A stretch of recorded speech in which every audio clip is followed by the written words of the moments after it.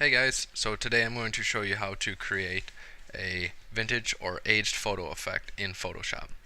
I'm on a Windows computer, but a lot of the same menu options are available. Otherwise, just you can Google how to use a certain command if I don't outline it, but I will try and outline everything within the video. So first thing you want to do is open your photo that you're editing. I would suggest something that has bright greens, blues. Landscape photography is very good for this, but you can use it with portrait or photos of your pet or anything like that. You'll just want to make sure that you change a couple settings to fit your particular needs.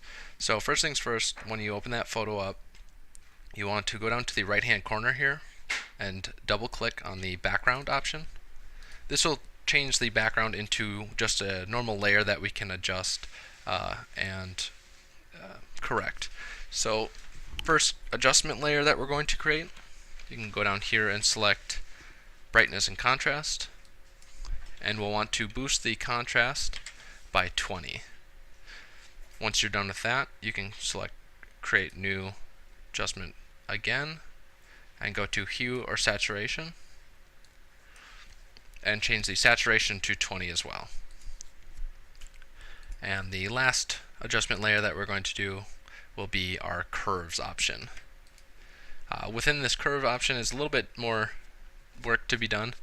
You'll want to select from the channels red first, and you're going to want to put a point at about 2/3 of the way up and drag that just a little bit southeast of the line, and then you're going to want to click on the top right hand corner and change the input to about 240. Actually, let's make it 230 on this one, and you'll see how that line swoops up and then goes straight over the top. What this is doing is it's bringing out the blue and green a little bit more, muting the reds. Next we'll go to the green option, and again here we're just going to click about 2/3 or a third of the way up, and we're just going to leave that one actually on the line or as close to it as we can, and we're going to click on the top third and just bring it down a little bit, just a tiny bit.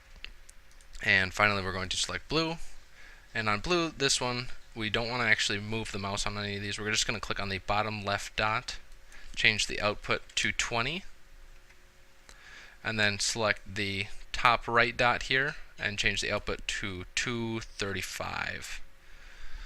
And already you can see that there's quite a difference in the photo. If you compare it to the original, it's a lot bluer, richer blue and green colors.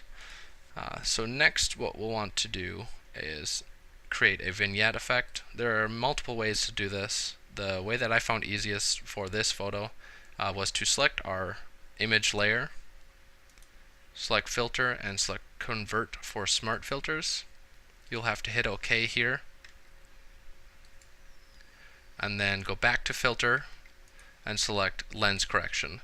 This may be under the distort option if you are on a Mac or a different version of Photoshop, but in my case it's right under the main filter option.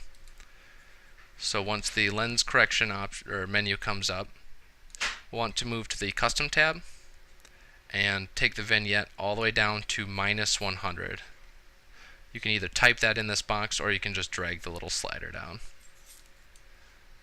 What this does is it gives it a nice vignette effect similar to the shape of the lens that would be found on this camera. This used to be more usual with cameras. Now they have corrected it, and modern day cameras don't get this vignette effect as much unless you're using a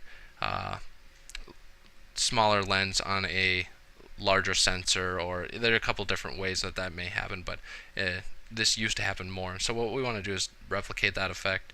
Like I said, there are multiple ways to do this, but this is just the way that I'm doing it for now. Next, what you'll want to do is create a new adjustment layer and select hue saturation, and actually this time we're going to select colorize, and you'll see that it changes the whole color of the photo. Make sure in the hue section that you enter 53 and leave saturation and lightness as they were. Return to the layer that you've created for hue and saturation and change the opacity down to about 50%. What this will do is it'll mute the blues and greens a little bit and give it a sepia type of feel. This is a way of just making the photo look a little bit older. It doesn't capture the colors quite as well, but it does give it a nice mood. Once you've completed that, you can go to your create new adjustment fill, select solid color, and from this menu you'll want to type in FF000FF. Or I apologize, it's actually just one F in the beginning, so it's F000FF. You can see that here. What that'll do is it'll create a nice pink layer, and once you see that pink layer, you'll want to make sure it's selected on the layer level. Change the opacity to about 5%, and you can see that this makes quite a bit of difference. It gives it a bleached effect, almost as if the photo had been sitting in the sun for a while, or the film had been exposed just a little bit to light, but we're actually going to play on that idea a little bit more. So what we're going to do is create a whole new layer by selecting this option, create new layer. We're going to take our paint and make sure that it's set to FF0000. You should have a swatch for that. It is the standard red for Photoshop. And then you're going to select the brush tool over on the side. For this photo, my brush size is going to have to be pretty big because the photo is pretty large. So I'm just going to boost mine up to about 800. You'll see that it's quite large here. And I just want to set the brush opacity to about 25% for now. We're going to vary it as we go through the photo to give it a real nice light leak effect. So here you can just start by dragging down one side. You'll want to paint a little bit into the foreground. You don't want to do too much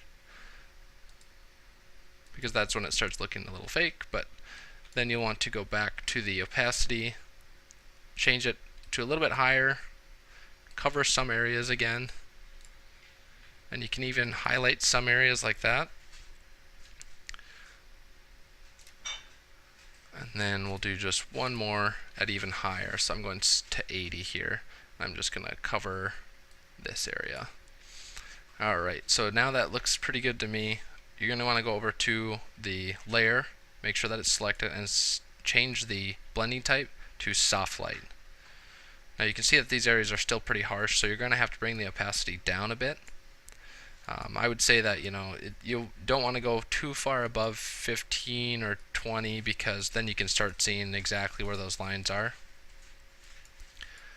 So I keep mine at about 10 or 15. Let's see what 15 looks like.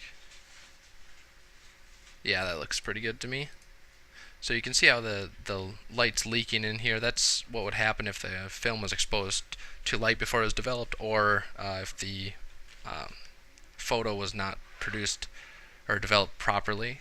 But this is actually a desired effect just because it happens naturally with developing film. And finally, once we have all of our color correct and we think that the image looks correct, we want to make sure that it has that texture of an old photo.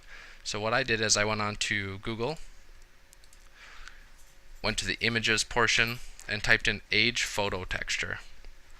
This can be replaced with age paper texture, age photo, paper texture, anything like that. You just want to get that texture of something that's been used or handled a lot. And the second thing that you want to make sure is that you set your size to large so that you have an image that's plenty big to use. And if you're worried about licensure, you can always go to this option under search tools and make sure that it's labeled for reuse, which means that you have no problem using this photo. But this is the one that I found. It comes from Flickr. I'm not exactly sure who the person is, but it is labeled for use, so I'm going to use it. I downloaded the photo already. I'm just going to open that up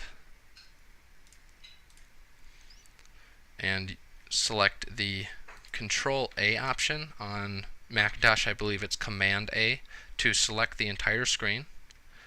I'm going to hit Control C. On Mac it's Command V, C, and then same thing, Control V, and on a Mac again Command V.